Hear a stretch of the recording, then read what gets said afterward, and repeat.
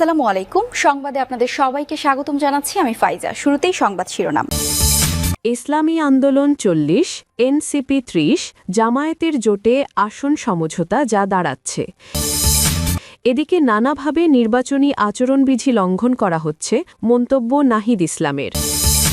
জানাবো বিএনপি প্রতিহিংসার রাজনীতি থেকে দেশকে সঠিক পথে আনতে চায়, আমাকে মাননীয় সম্বোধন করবেন না বলেছেন তারেক রহমান। বিগত ১৫ বছর পুলিশ দলীয় হিসেবে গড়ে উঠেছিল, বলল আইজিপি। অন্যদিকে ইসিতে আপিলে প্রথম দিনে ১৬ জনের প্রার্থিতা বাতিল।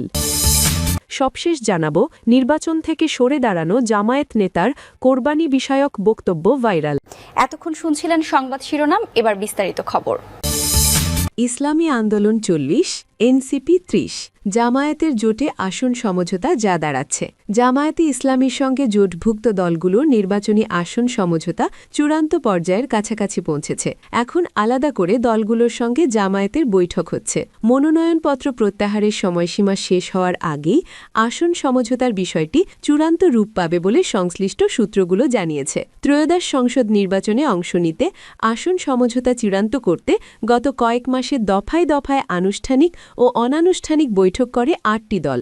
দলগুলো হল বাংলাদেশ জামায়াতে ইসলামী, ইসলামী আন্দোলন বাংলাদেশ, বাংলাদেশ খেলাফত মজলিস, বাংলাদেশ খেলাফত আন্দোলন, বাংলাদেশ নেজামে ইসলাম পার্টি, জাতীয় গণতান্ত্রিক পার্টি জাগপা এবং বাংলাদেশ ডেভেলপমেন্ট পার্টি বিডিপি। এরপর সেই সমঝোতায় যুক্ত হয় জাতীয় নাগরিক party NCP, liberal Democratic party LDP এবং আমার বাংলাদেশ পার্টি এবি পার্টি। সব মিলিয়ে দলের সংখ্যা দাঁড়ায় ১১।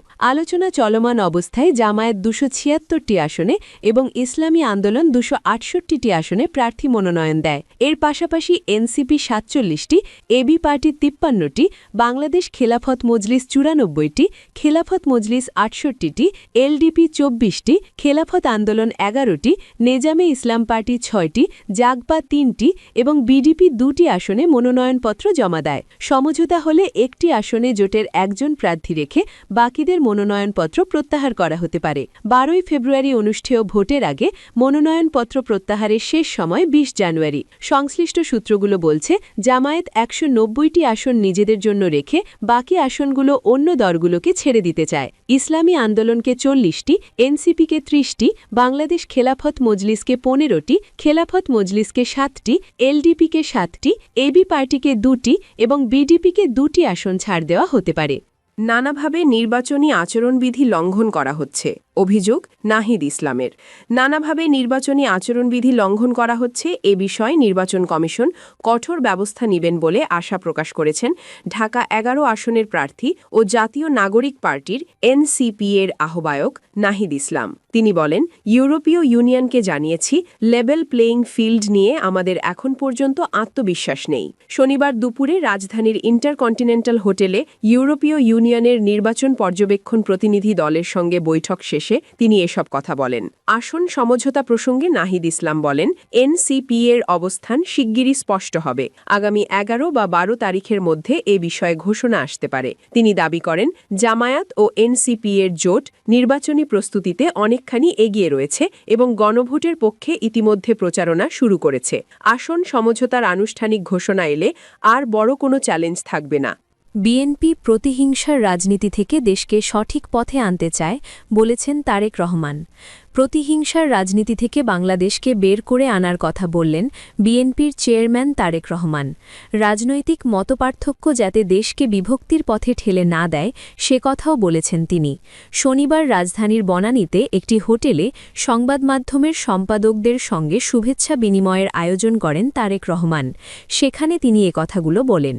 বিএনপির চেয়ারম্যানের দায়িত্ব নেওয়ার পর প্রথম অনুষ্ঠানে এসে তারেক রহমান বলেন, বিএনপি হিংসা প্রতিহিংসার রাজনীতি পরিহার করে দেশকে সঠিক পথে নিয়ে যেতে চায়। তিনি বলেন, আমার এক পাশে ১৯৮১ সালের একটি জানাজা, আরেক পাশে ২০২৫ সালের ৩১ ডিসেম্বরের জানাজা এবং তৃতীয় পাশে ২০২৪ সালের ৫ আগস্ট।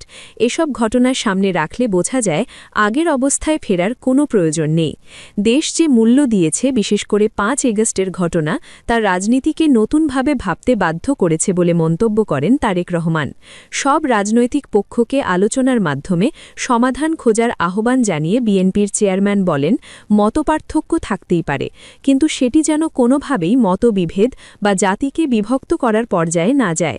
৫ আগস্টে আমরা দেখেছি তার পরিণতি কি হতে পারে। নতুন প্রজন্ম আশার খোঁজে আছে, সব প্রজন্মই একটি দিক নির্দেশনা খুঁজছে বলে মন্তব্য করেন তিনি। সাংবাদিকদের গঠনমূলক সমালোচনার আহ্বান জানিয়ে তারেক রহমান বলেন, সমালোচনা প্রয়োজন, কিন্তু শুধু সমালোচনার জন্য সমালোচনা নয়, এমন সমালোচনা চাই যা দেশের সমস্যার সমাধানে সাহায্য করে। ১.৫ যুগের নির্বাসিত জীবন কাটিয়ে গত ২৫শে ডিসেম্বর দেশে ফেরার পর কয়েকটি স্থানে যাওয়ার সুযোগ পেয়েছেন বলেন তারেক রহমান।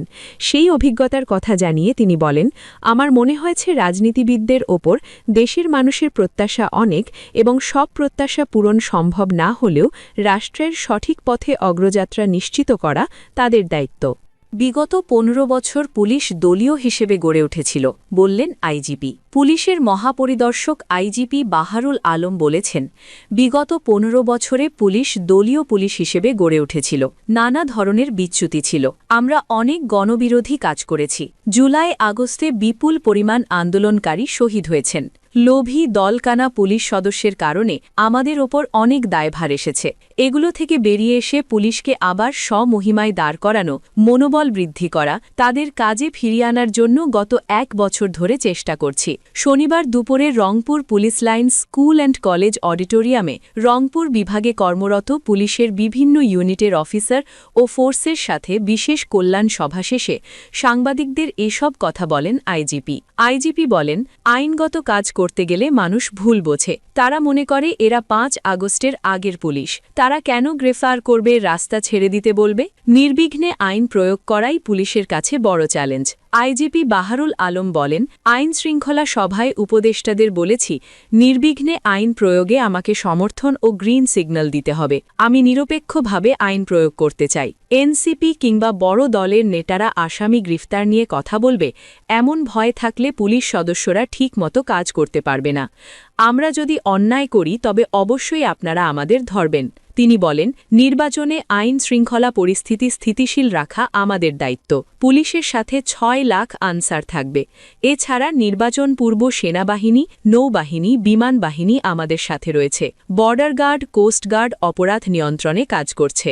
ইসিতে আপিলে প্রথম দিনে ১৬ জনের প্রার্থিতা বাতিল। ত্রয়োদশ জাতীয় সংসদ নির্বাচনে রিটার্নিং কর্মকর্তার সিদ্ধান্তের বিরুদ্ধে নির্বাচন কমিশনে ইসিতে শনিবার প্রথম দিনের আপিল শুনানি শেষ হয়েছে। আজ ১৬ জনের প্রার্থিতা বাতিল করা হয়েছে।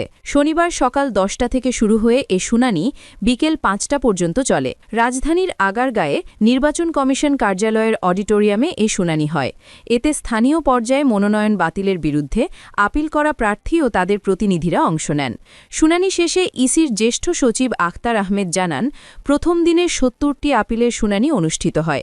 এর মধ্যে ৫২টি আপিল মঞ্জুর করা হয়েছে, ১৫টি আপিল নামঞ্জুর এবং ৩টি আপিল অপেক্ষমান রাখা হয়েছে। ইসি সূত্রে জানা গেছে, ৭০টি আপিলের মধ্যে ব্রাহ্মণবাড়িয়া ১ আসনে স্বতন্ত্র প্রার্থী সৈয়দ কে একরামুজ্জামানের প্রার্থিতা বাতিল চেয়ে আবেদন করা হয়। শুনানি শেষে আবেদন মঞ্জুর করে নির্বাচন কমিশন। এতে তার প্রার্থিতা বাতিল হয়েছে। এছাড়া এদিন আরও ১৫টি আপিল নামঞ্জুর করা হয়। অর্থাৎ প্রথম দিনে মোট ১৬ জনের প্রার্থিতা বাতিল করা হয়েছে। নির্বাচন কমিশনের পক্ষ থেকে জানানো হয়েছে, ত্রয়োদশ জাতীয় সংসদ নির্বাচনে মনোনয়নপত্র বাছাইয়ে রিটার্নিং কর্মকর্তার সিদ্ধান্তের বিরুদ্ধে নির্বাচন কমিশনে মোট ৬৪৫টি আপিল আবেদন জমা পড়েছে। নির্বাচন কমিশনে ৫ জানুয়ারি আপিল গ্রহণ শুরু হয়ে ৯ জানুয়ারি শুক্রবার শেষ হয়। আপিল গ্রহণের শেষ দিনে শুক্রবার ১৭৬টি আপিল জমা হয়। শনিবার সকাল ১০টা থেকে নির্বাচন কমিশনে আপিল শুনানি শুরু হয়, যা চলবে ১৮ জানুয়ারি পর্যন্ত। প্রথম দিনে ৭০টি আপিলের শুনানি অনুষ্ঠিত হয়। আগামী মঙ্গলবার পর্যন্ত সকাল ১০টা থেকে বিকেল ৫টা পর্যন্ত ২৮০ জনের আপিল শুনানি অনুষ্ঠিত হবে। নির্বাচন থেকে সরে দাঁড়ানো জামায়াত নেতার কোরবানি বিষয়ক বক্তব্য ভাইরাল। ২৮ তারিখ অর্থাৎ ডিসেম্বর সকাল ৭:৩০টায় কেন্দ্র থেকে মোবাইল করল আমাকে। মোবাইল করে বলল যে, খান সাহেব, আপনাকে তো কোরবানি দেওয়া হলো। আমি বললাম, এই কোরবানি কি ইব্রাহিম আলাইসাল্লামের বেটা ইসমাইল আলাইসাল্লামের? তখন বললেন যে হ্যাঁ, এর চেয়েও বড়। তা আমি বললাম, এর ব্যাখ্যাটা দিলে ভালো হইতো। তখন বললেন যে আসলে ইব্রাহিম আলাইসাল্লাম আল্লাহর সন্তুষ্টির জন্য ইসমাইল আলাইসাল্লামকে কোরবানি করেছেন, এই জন্য মানুষ কোরবানি হয় নাই, হয়েছে দুম্বা। আর আপনার কোরবানি বলতে পীরগাছা কাউনিয়ার লাখ লাখ নারী পুরুষের কোরবানি, এই জন্যই এই কোরবানিটা বড় কোরবানি। তা আমি বললাম আলহামদুলিল্লাহ। গত বৃহস্পতিবার রংপুরের পীরগাছা উপজেলার কদমতলা এলাকায় একটি মতবিনিময় সভায় রংপুর মহানগর জামায়াতের আমির এটিএম আজম খান বক্তব্য দেন। তার বক্তব্যের 1 মিনিট 25 সেকেন্ডের একটি ভিডিও সামাজিক যোগাযোগ মাধ্যম ফেসবুকে ছড়িয়ে পড়ার পর আলোচনা সমালোচনা হচ্ছে।